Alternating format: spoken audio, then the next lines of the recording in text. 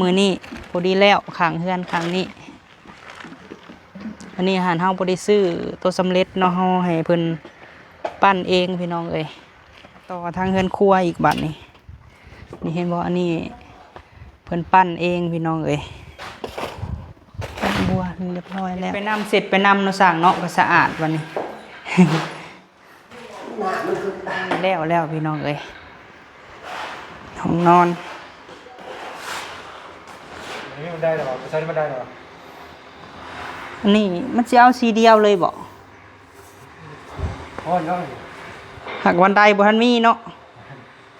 ให้พี่น้องคอมเมนต์บอกบ่พะมีเด้อพี่น้องเด้อว่าถ้าเฮาเอาสีเดียวนี่ใส่กับบันไดสิคืออยู่บ่เนาะ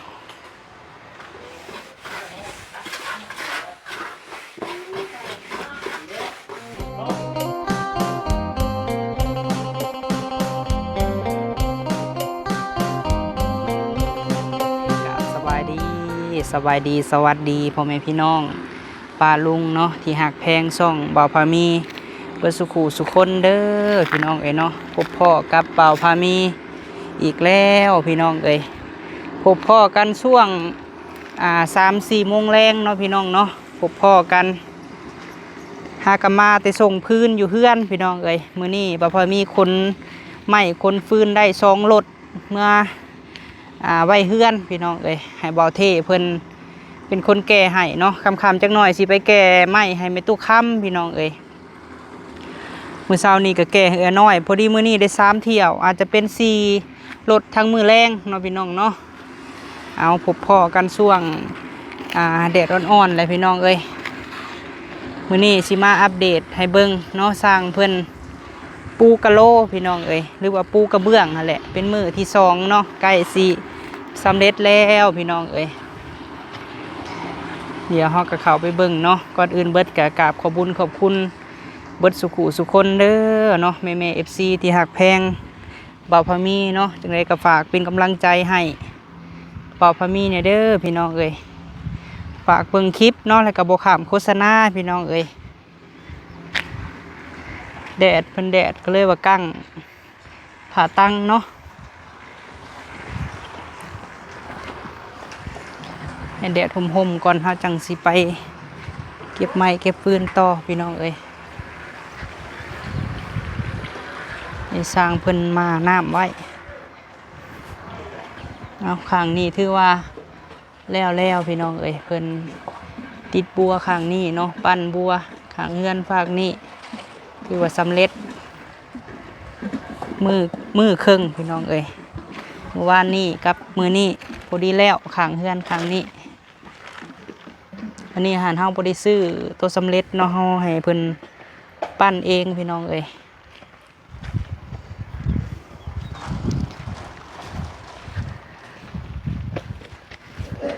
มาต่อทางเฮือนครัวอีกบัดนี้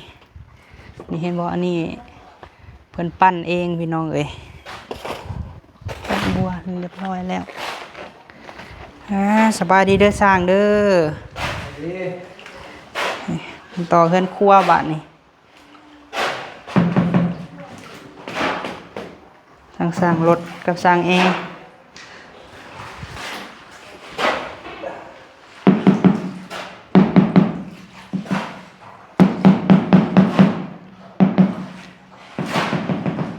อันนี้แม่นกะโลเฮือนครัวเนาะพี่น้องอันนั้นแม่นห้องน้ำกับคนละพักกันเด้อพี่น้องเนาะเพราะว่าบ่ได้ซ้ำกันนะทางเฮือนครัวสิสูงกว่า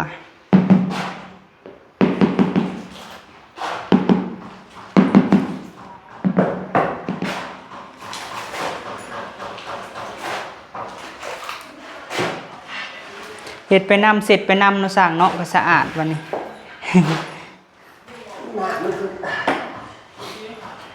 อันนี้เขาก็สิบ่ได้อันนั้นพี่น้องเอ้ยมันเฮ็ดไปนำแล้วก็เสร็จไปพร้อม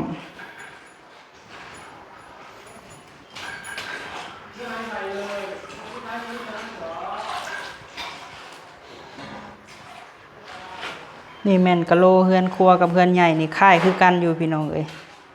แต่คนละเบอร์เนาะเฮือนใหญ่ที่สว่างกว่า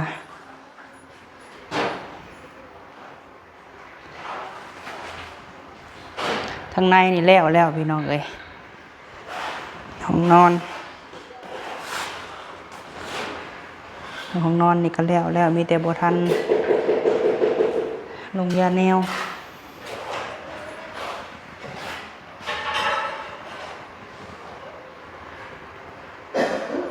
เป็นมือที่2เนาะที่เพิ่นติดกะโหลพี่น้องหรือว่าภาษาอังกฤษเอิ้นเพิ่นเอิ้นปูไทยเนาะพี่น้องเนาะปูไทยนี่แหละเห็นแม่ FC เพิ่นแม่บิ่งได้ยินแม่บิ่งเพิ่นเว้าว่าปูไทยแหละพี่น้องเอ้ยทางแม่ตู้บุญทวีเพิ่นก็ว่าปูไทยเนาะแต่ภาษาลาวเขาเอิ้นปูกะโหลพี่น้องเอ้ยแต่ว่าฝั่งไทยหันเอิ้นปูกระเบื้องเนาะนี่ทางในนี่ก็แล้วพี่น้องเอ้ยยังบ่ทันแต่ลงยาแนว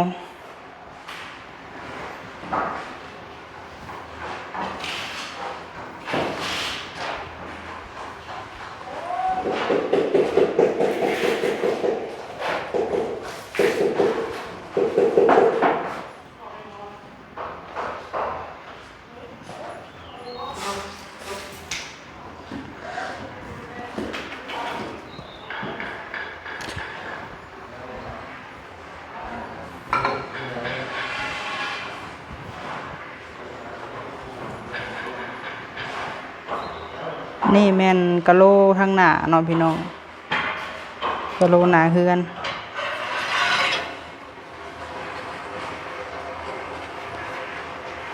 มีเก็บรายละเอียดอยู่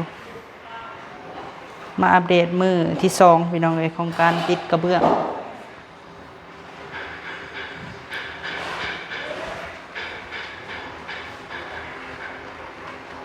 กะโหลทางหน้านี่สิพ่ออยู่บ่โจพ่อใช่ไหมพ่ออยู่ดอกเนาะพ่ออยู่วันนี้มันได้หรอประชาชนมันได้หรออันนี้มันสิเอาสีเดียวเลยบ่ พ่ออยู่ หากวันใดบ่ทันมีเนาะให้พี่น้องคอมเมนต์บอกบ่พอมีเด้อพี่น้องเด้อว่าถ้าเฮาเอาสีเดียวนี่ใส่กับบันไดสิคืออยู่บ่เนาะหรือว่าเฮาสิเอาสีใดซอยแนะนำในพี่น้องถ้าใครเบิ่งคลิปก็คอมเมนต์บอกนี่เด้อเนาะนี่หั่นเป็นลายอันทางหน้าระเบียงหน้าพี่น้องเอ้ยโซนด้านหน้าเนาะแต่ว่าเฮาสิใส่ทางด้านบันไดสิคืออยู่บ่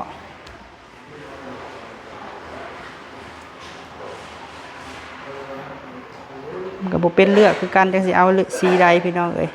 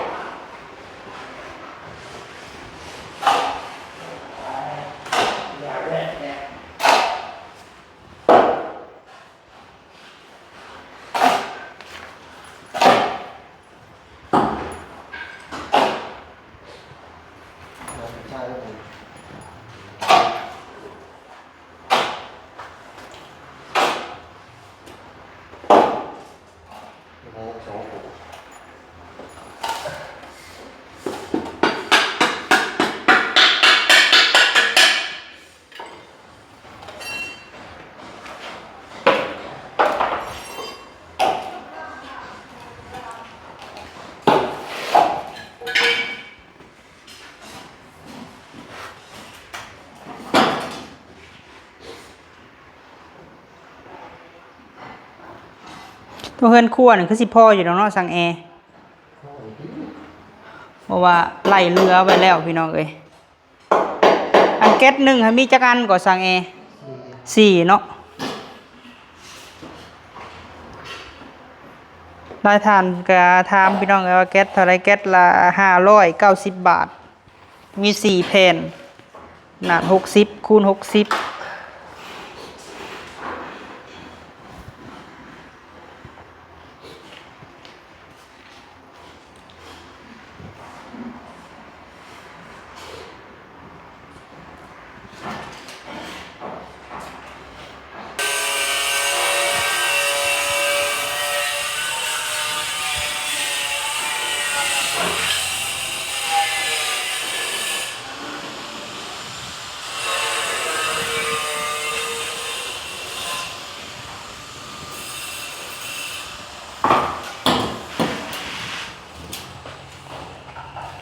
ทรายมาใส่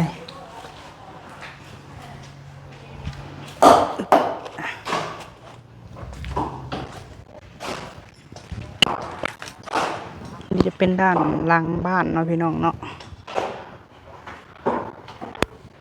นี่หันบ่พอมีจงปองแต่เฮาบ่ได้ใส่แหวนเด้อพี่น้องเอ้ยเฮามีพุ่นแล้วเฮาสิซื้อเหล็กมาใส่พี่น้องเอ้ยให้ช่างจอดใส่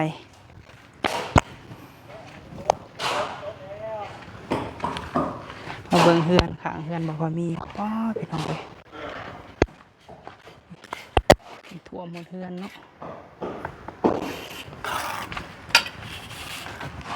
สบายดีได้สั่งรถเด้อเห็นเวียกสั้นสูงเนาะมื้อนี้เนาะ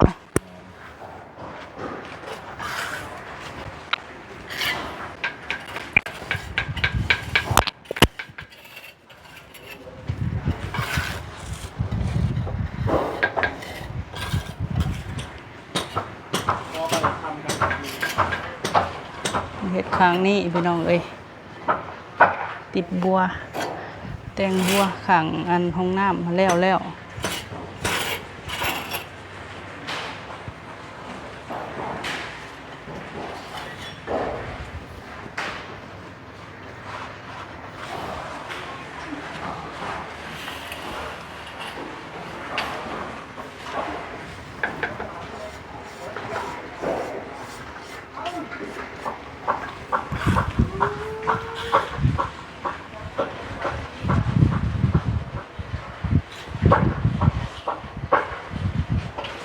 ก็ยังอันหน้าต่างนี่พี่น้องเอ้ยมันก็แล้วเนาะ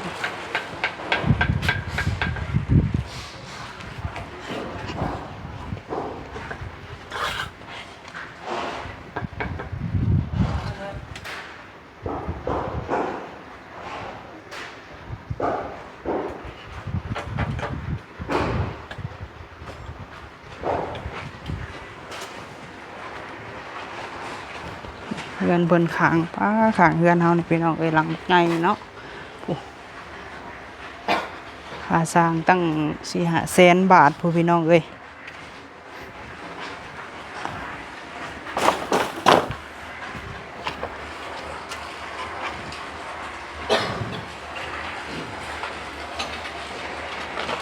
ในโต๊ะบันไดหั่นพี่น้องช่วยคอมเมนต์บอกบ่พามีแหน่พี่น้องว่าเฮาสิเอาสีนี่เลยบ่เนาะใส่ทางบันไดเพราะว่าเป็นกะโหลหยาบพี่น้องอันนี้เนาะบ่แม่นกะโหลอันเป็นกะโหลอันมื่นเนาะเป็นกะโหลหยาบ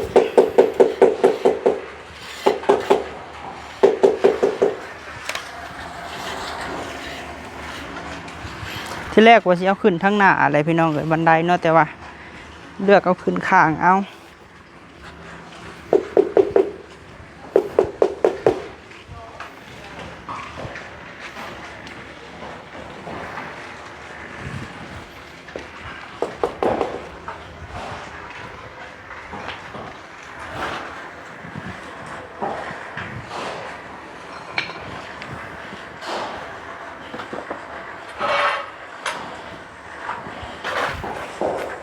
เหลื่อมขนาดเหลื่อมแดด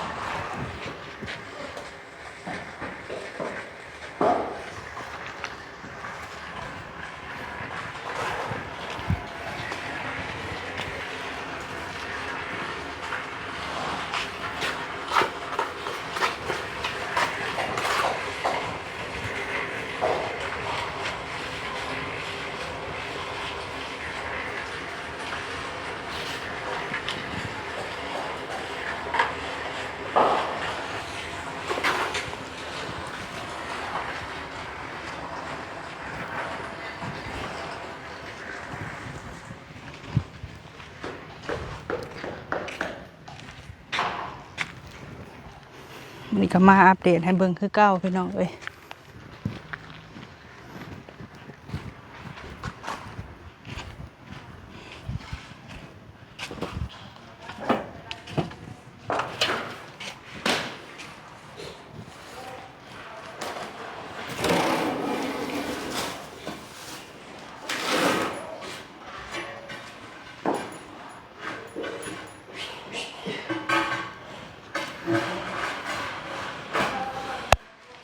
โต๊ะที่หน้าที่40พันมีหาแม่นบ่หาแผ่นแม่นบ่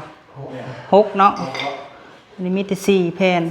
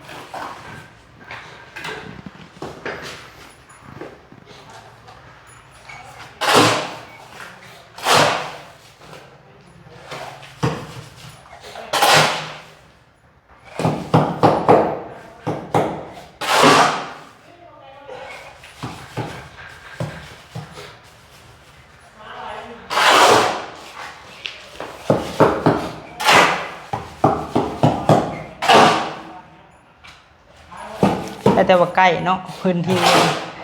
ใกล้กับชวนเสร็จเลย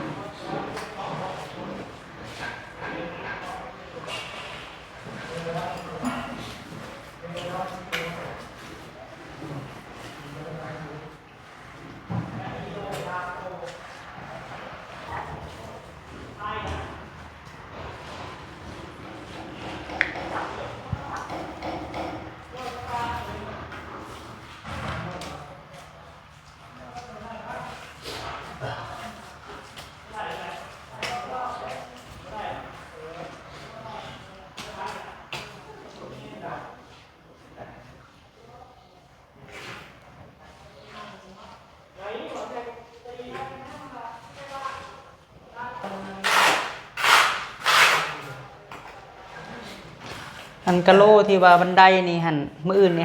ให้สร้างมาแล้วบ่ไออันน่าสิ10แล้วบ่เนาะ40หรือ30ตัวเออลูกค้านี่บ่ตัวน่ะ30นะแต่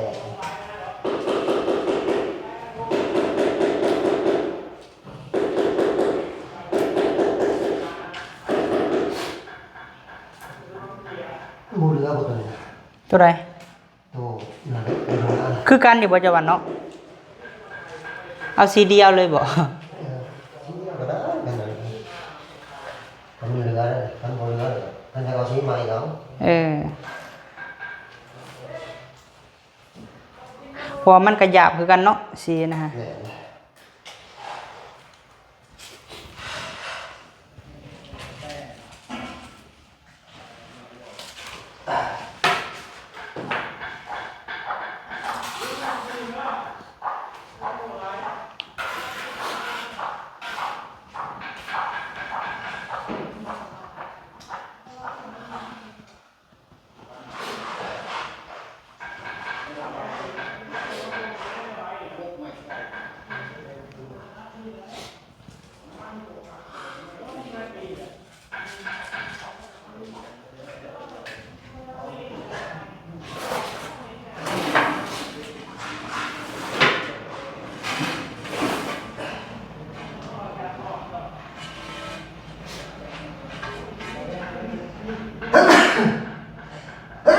โอ้วัดนะ วัดมายามยังกระเต็กและฝุ่นอันนี้ฝุ่นปูนนี่ ก้าวแล้ว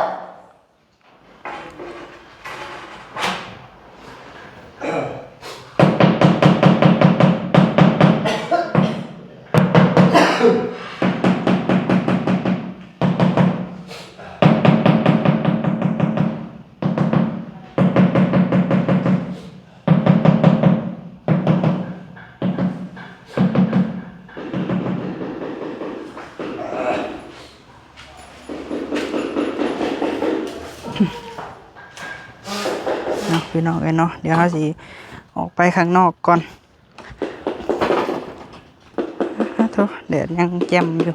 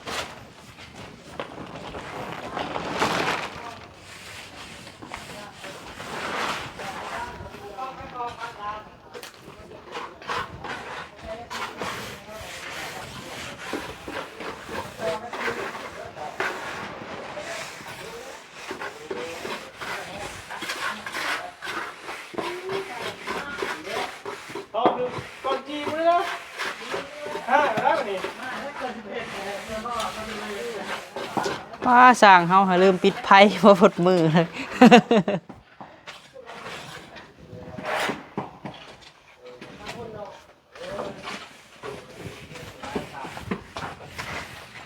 ลืมปิดไฟบ่สร้างวันทองนี่เนาะ ไม่ใช่หรอก โอ้มื้อนี้เพิ่นก็มาเฮ็ดเวียกอยู่ได้คือเห็นผู้เดียวบ่สร้างฮะ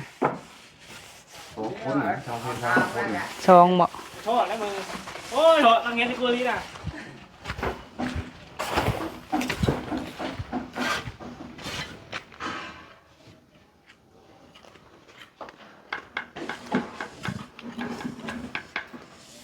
มาบ่ครบทีมเลยนี่สร้างเฮาก็ได้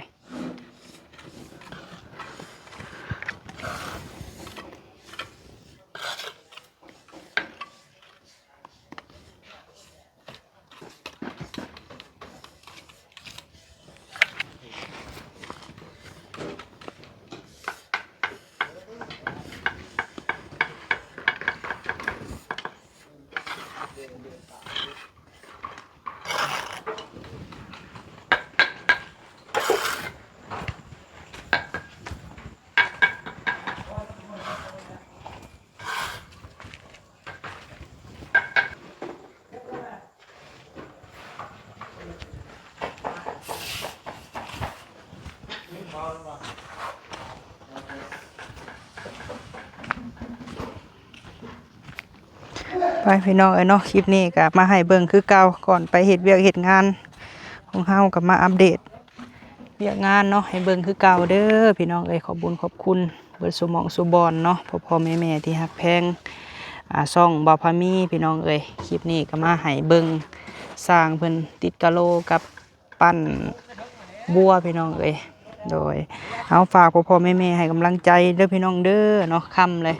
ไปหาเฮ็ดเวียกต่อก่อนบัดนี้โดยพบพ่อกันคลิปหน้าพี่น้องสำหรับคลิปนี้ไปก่อนเด้อพี่น้องเด้อเนาะสบายดี